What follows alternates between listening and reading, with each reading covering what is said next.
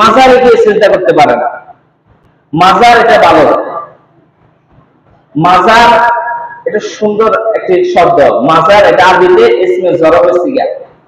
মসজিদ, মাজার এগুলো হচ্ছে ইসমে জরফে সিগা।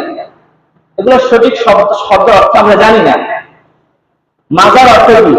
মাজার অর্থ হচ্ছে জিয়ারতের জায়গা। মাজার অর্থ জিয়ারতের জায়গা, যেখানে গিয়ে আপনি কোরআন পড়বেন, তাসবিহ তাহলিল করবেন, দোয়া ইস্তেগফার করবেন, ইস্তেগফার করে ওই মাজারে ওই কবরে যে শায়িত আছে তার জন্য মাগফিরাত কামনা করবেন, তার প্রতি সব বেসারে করে বকশিশ করবেন। যেখানে গিয়ে আমরা সচরাচর স্বাভাবিকভাবে খালি মাটি কেউ জিয়ারত করে, মা মারা গেছে, বাবা মারা গেছে, ওলিয়া ওলিয়া মারা গেছে, তাদের কবরের কাছে গিয়ে তাদের জিয়ারত করি। এই জিয়ারতের জায়গার নাম হচ্ছে মাজার।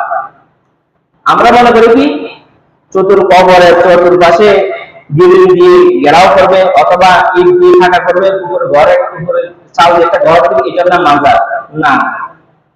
যেখানে গিয়ে জিয়ারত করে সেটাই মাজার। জিয়ারতের স্থানের নাম হচ্ছে মাজার। তো কবরের কাছে গিয়ে মানুষ জিয়ারত করবে, সেজন্য এটার নাম হচ্ছে মাজার। কিন্তু কবরের কাছে গিয়ে তো আল্লাহ সেজদা দিতে বলে না। সেজদার জায়গা কি মাজার? জিয়ারতের জায়গা হচ্ছে মাজার, সেজদার জায়গা মাজার নয়। আরেকটা শব্দ হচ্ছে মসজিদ। মসজিদ, মসজিদ অর্থ হচ্ছে সেজদা করার জায়গা। মসজিদ অর্থ কি? মসজিদ অর্থ সেজদা করার জায়গা। এখন আমরা মসজিদে আসি জিয়ারত করার জন্য, মাজারে সেজদা করার জন্য।